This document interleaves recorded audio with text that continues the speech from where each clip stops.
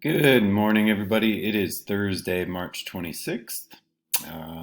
It's our second leg of our investigation into who wins and who loses in a rapidly changing forest. On Tuesday, you started this investigation with gather, and in that investigation, you learned a couple of important things.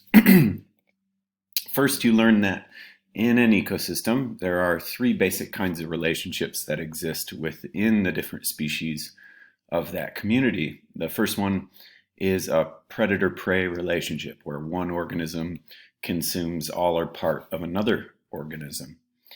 The second one is a competitive relationship. And in a competitive relationship, each of the two species involved are competing for a limited resource like habitat or food source or water or light if it's a plant.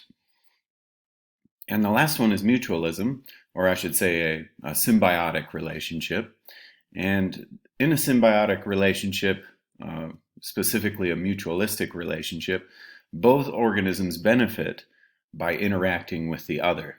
For example, there's a species of mushroom that lives on the carbon inside of plant roots. It consumes the carbon from the plant roots, but in return, the network of fungal roots that are connected to the tree roots help the tree absorb nitrogen from the soil. And so they both derive a benefit from living in proximity to each other through this relationship. So we say that it's a mutual benefit or a symbiotic relationship.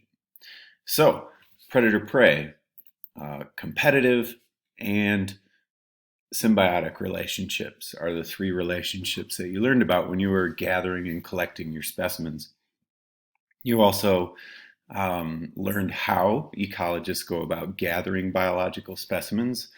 They use pitfall traps, they use mist nets to capture birds, they use motion sensor camera traps to identify all sorts of wildlife in that ecosystem. So you went through and gathered a bunch of evidence in the form of pictures and actual specimens, and then you took it back to the lab, and you're going to analyze that today. So steps 4 through 8 are analyze. You'll begin by watching this video, which will describe metadata, what it is, why it's important, and how it can help us in our research. Moving on, you learn how scientists use computers to store all of this metadata and then access it specifically to find organisms and identify relationships between organisms.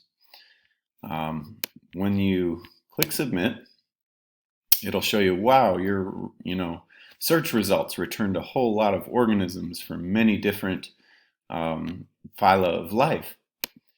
And now you are going to go about building a network or a web that describes the relationships of all of the organisms that are both directly and indirectly related to the lodgepole pine to better understand what's going to happen to all these other organisms when this lodgepole pine goes away.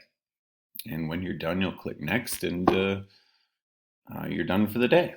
So don't forget to download and print your Research Assistant notebook for who wins and who loses in a rapidly changing forest. Some of you are just taking like screenshots of what you've done on the computer. That's not what we're looking for. We're looking for this. You can find this on my Google Classroom page. Please, as you're doing these activities, you should be recording your observations and answering these questions here. So today it's just page 2 of your handout, section 2, analyze steps 4 through 8. Enjoy the rest of your Thursday, everybody. Take care.